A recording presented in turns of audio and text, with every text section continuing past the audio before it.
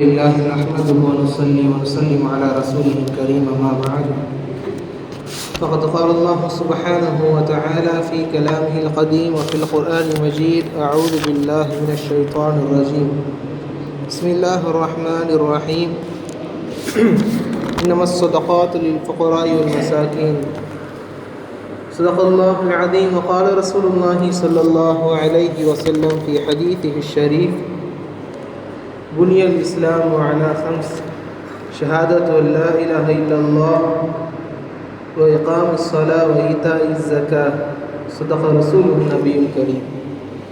எல்லா புகழும் அல்லாஹுக்கே உரித்தாகட்டுமாக. சலாத்தும் சலாமும் இருலகநாதர் சன்மார்க்க போதகர் ஸல்லல்லாஹு அலைஹி வஸல்லம் அன்னவர்கள் மீதும் நம் அனைவரின் மீதும் வந்தரட்டுமாக. ஆமீன்.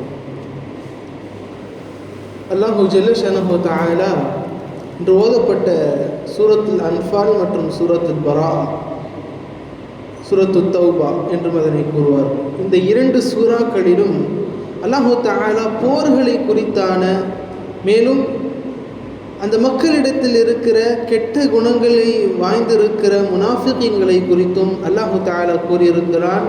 அதே சமயம் அல்லாஹு ஜல்ல ஷஅனஹு தஆலா இஸ்லாமிய 5 கடமைகளில் ஒரு கடமையும் அல்லாஹு தஆலா குறிப்பிடுகிறான். இந்த சூறாவில் அல்லாஹு தஆலா ஜகாத்தை மிகவும் வலியுறுத்தி யாருக்கு கொடுக்க வேண்டும், யாருக்கெல்லாம் அது கடமை, மேலும் அதனை கொடுக்காதவர்களுக்கு என்ன தண்டனை, கொடுத்தவர்களுக்கு என்ன பலன் என்பதையெல்லாம் அல்லாஹு தஆலா இந்த சூறாவிலே சொல்லியிருக்கிறான். அதைத்தான் இன்று நாம் நினைவு கூறவிருக்கிறோம்.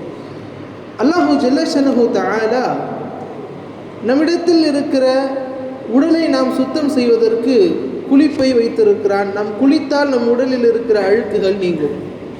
நம் மனதில் ஏதேனும் தீய எண்ணங்கள், நம் மனதில் குற்றங்கள் குறைகள் இருந்தால் அல்லாஹ்வை திக்ரு கூறுவதன் மூலம் நம்முடைய உள்ளம் சுத்தம் பெறும். அதே போலத்தான் நம்மிடத்தில் இருக்கிற செல்வங்கள் அவைகள் சுத்தமாக வேண்டும் என்றால் ஜகாத் எனும் கடமையை, சதகா எனும் சில நல்ல விஷயங்களை அல்லாஹு தஆலா ஆக்கியிருக்கிறான். ஜகாத் என்றால் என்ன? ஜகாத் என்றாலே பரிசுத்தப்படுத்துதல். ஒரு அழுக்காக இருக்கிற சில இடங்கள், நம்மிடத்தில் இருக்கிற பொருட்கள், அவைகளை நாம் சுத்தமாக நாம் ஆக்க வேண்டும் என்பதற்காக அதில் இருக்கிற அழுக்கை நீக்கினோம் என்று சொன்னால் அதற்கு பெயர் சொல்லப்படுகிறது தான் ஜகாத். எனவேதான் ஜகாத் என்பது மிகவும் ஆழமான ஒரு விஷயம். அது வெறுமனே பார்ப்பதற்கு இறைவனின் கடமை மாத்திரமல்ல, இன்று நம்மிடத்தில் இருக்கிற ஏழ்மையை குறைப்பதற்கும் அதுதான் தேவைப்படுகிறது. இன்றைய எக்கனாமிக்கினுடைய டெவலப்மெண்ட் குறைவதற்கான காரணமே இது போன்ற ஜகாத்துகள் குறைவதன் காரணமாகத்தான். ஆராய்ச்சியாளர்களும் இதனை கூறுவதை நாம் பார்க்க முடிகிறது. அல்லாஹு தஆலா கூறுவான், அவர்களிடத்தில் இருக்கிற பொருட்களை எடுத்து ஏழைகளுக்கு நீங்கள் கொடுங்கள். அல்லாஹு தஆலா திருவசனத்தில் சொல்லக்கூடிய செய்தி. சரி, அப்படி கொடுத்தால் அவர்களுக்கு என்ன கிடைக்கும் என்பதையும் அல்லாஹு தஆலா கூறுகிறான். அது அவர்களையும் சுத்தப்படுத்தும், அவர்களிடத்தில் இருக்கிற பொருட்களையும் சுத்தப்படுத்தும். யுத்தஹீருக்கும், அவர்களை அது சுத்தப்படுத்தும். அதுதான் மிக முக்கியமான விஷயம். சரி, யார் யாரெல்லாம் ஜகாத்தை கொடுக்க வேண்டும்? ஒரு முஸ்லிமானவர், அடிமை இல்லாத ஒரு சுதந்திரமான ஒரு நபர், நன்மை தீமை எதுவென்று பிரித்து அறியக்கூடிய அறிவார்ந்த ஒரு நபர், 4வதாக அவர் வைத்திருக்கிற அந்த சொத்துக்கள் ஜகாத் கொடுக்கும் அளவை யார் அடைந்து விடுகிறாரோ அவர்கள் ஜகாத்தை கொடுக்க வேண்டும். சரி, எவ்வளவு இருந்தால் நாம் ஜகாத்தை கொடுக்க வேண்டும்? சுருக்கமாக சொல்ல போனால், தங்கத்தை பொறுத்தவரை 85 கிராம் ஒரு இடத்தில் இருந்தால், அதுபோல 595 கிராம் வெள்ளி இருந்தால் அந்த மனிதருக்கு ஜகாத்து கடமை. சரி, இந்த தங்கம், இந்த வெள்ளி, இதற்கு நிகராக ஒரு இடத்தில் பணம் இருந்தாலும் அதுக்கும் ஜகாத்து உண்டு. இந்த பொருட்கள் எல்லாம் பணமோ நகைகளோ நாணயங்களோ அல்லது நம்மிடத்தில் இருக்கிற எவைகள் எல்லாம் காசுகளை ஈட்டி தரக்கூடிய விஷயங்கள் இருக்கின்றனவோ, அது வாடகை வீடாக இருக்கக்கூடியதாக இருக்கலாம், அல்லது நம்மிடத்தில் இருக்கிற வாகனங்களாகவும் இருக்கலாம். தன்னுடைய சுய தேவை போக தன்னுடைய தேவைக்கு இல்லாமல் அது ஒரு வியாபாரத்திற்காக இருக்குமேயானால், வியாபார பொருட்கள், வியாபாரத்தினுடைய வாகனங்கள் எல்லாத்திற்கும் ஜகாத் உண்டு. அதுவும் அது ஒரு வருடம் ஹிஜ்ரியினுடைய அடிப்படை. நாம் சாதாரணமாக கணக்கிடுவது ஆங்கிலேயர்களுடைய அந்த கணக்கீடு. ஆனால் ஹிஜ்ரியினுடைய கணக்கீடு தான் நமக்கு முக்கியம். ஒரு ஹிஜ்ரியினுடைய அளவிற்கு ஒரு மனிதர் இந்த தங்கமோ வெள்ளியோ அல்லது நாணயங்களோ ஒரு வருடம் சுற்றி வந்தால் அந்த மனிதருக்கு ஜகாத்து கடமை. சரி, ஜகாத்து எத்தனை முறை தர வேண்டும்? ஒவ்வொரு வருடமும் தர வேண்டும், இது போன்ற அளவுகளை குறித்து. காரணம் ஏனென்று சொன்னால், இன்று வலைதளங்களில் சில தவறானது ஒரு செய்திகளையும் அங்கே பதியப்படுகிறது. ஜகாத் என்பது ஹஜ்ஜை போல, அந்த ஜகாத்தை நம்முடைய ஆயுள் முழுவதில் ஒரு முறை கொடுத்தால் போதும் என்பதெல்லாம் இருக்கிறது. ஆனால் மிகவும் ஆழமானது ஒரு சட்டம், இதனை கண்டிப்பாக செய்ய வேண்டும். காரணம், இதற்குண்டான தண்டனைகள் அதிகம். எனவே தான் ஒவ்வொரு ஹிஜ்ரியினுடைய வருடத்திலும் நம்மிடத்தில் இருக்கிற தங்க நாணயங்களோ, நம்மிடத்தில் இருக்கிற பேங்க் அக்கௌண்ட்டுகளில் இருக்கிற காசுகளையோ, கையில் இருக்கிற இருப்புகளையோ நாம் எடுத்து அளவு பார்த்து வைத்துக் கொள்ள வேண்டும். சரி, யார் யாருக்கெல்லாம் ஜகாத்தை தர வேண்டும்? அல்லாஹு தஆலா நாம் ஓதிய இந்த சூரத்து தௌபாவிலே சுமார் 8 நபர்களை குறிப்பிடுகிறான். அந்த 8 நபர்களுக்கும் நாம் ஜகாத்தை கொடுக்கலாம். சொல்லுகிறான், இன்னம ஸதகாத்து லில் ஃபுகரா, ஏழை எளியோர்களுக்கு கொடுக்கலாம். ஃபுகரா என்றால் தன்னிடத்தில் உண்பதற்கும் உடுத்துவதற்கும் எந்தவித பொருளும் இல்லாதவர், தங்குவதற்கு கூட இடம் இல்லாதவருக்கு ஃபுகரா, ஏழை என்பார். இரண்டாவதாக வல் மசாகீன், இவருக்கு தங்குவதற்கு இடம் இருக்கும், ஆனால் வாழ்வதற்குண்டான தேவைப்படக்கூடிய காசு பணங்கள் இருக்காது, இவர் இரண்டாவது. மூன்றாவதாக வல் ஆமிலீன அலைஹா, யார் யாரெல்லாம் இந்த ஜகாத்தை மக்களிடத்தில் கொண்டு போய் சேர்க்கிறார்களோ அந்த வேலையை செய்யக்கூடிய நபர்களுக்கு. நான்காவதாக வல் முஅல்லஃபத்தி குலூபுஹும், புதிதாக இஸ்லாத்திற்கு வந்தவர்கள்.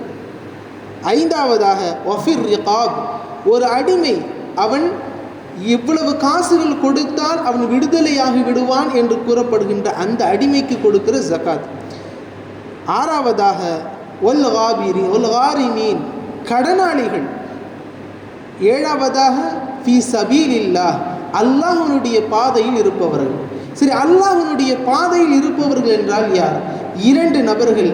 ஒருவர் தீனுக்காக மார்க்க கல்வியை பயில்வதற்காக தன் வீட்டை விட்டு வெளியே சென்ற நபருக்கு அவர் ஃபீ சபீலில்லாஹ்விலே வந்து அடைவார். இரண்டாவதாக யார் அல்லாஹ்விற்காகவும் ரசூலுக்காகவும் போர்களில் செல்கிறாரோ அவரும் ஃபீ சபீலில்லாஹ்வே அடங்குவார். எனவே இந்த 2 நபர்கள் ஃபீ சபீலில்லாஹ். கடைசியாக 8ஆவதாக வப்னி சபீல், பயண துண்டிப்பை ஏற்பட்டவர்கள். உதாரணமாக ஒருவர் ஹஜ்ஜுக்கு செல்கிறார்.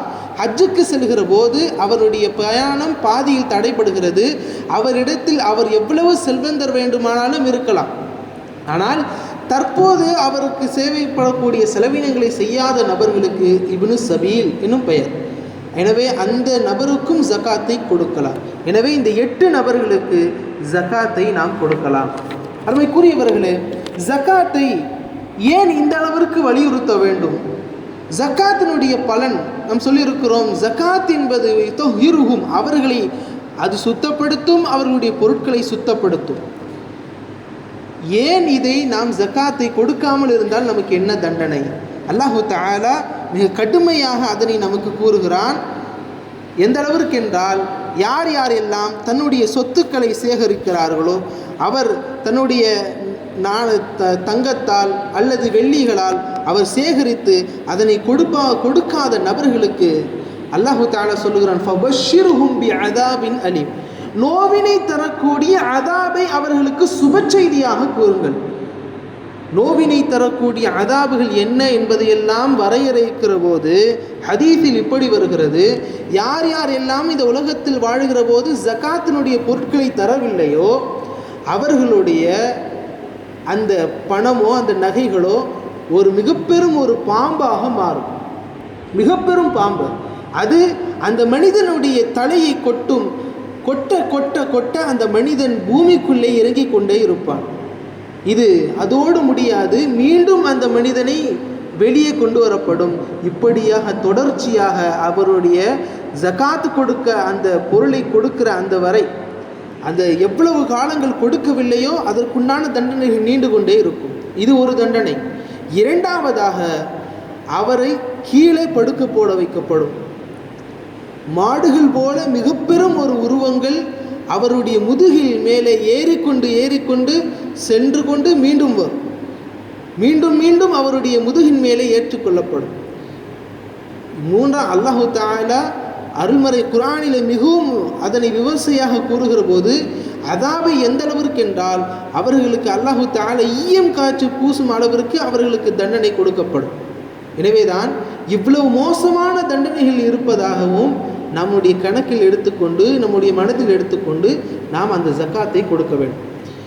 அருமைக்குரியவர்களே, சஹாபாக்களில் ஒருவர் இருந்தார். அவர் பெயர் ஸஅலபா என்ற ஒரு நபர் ஸல்லல்லாஹு அலைஹி வஸல்லம் அன்னவரிடத்தில் வந்து கேட்டார், யா ரசூலல்லாஹ், எனக்கு ஏழ்மை இருக்கிறது, எனக்காக அல்லாஹ்விடத்தில் துஆ செய்யுங்கள், எனக்கு ஏழ்மை நீங்கி நான் பணக்காரனாக ஆக வேண்டும்.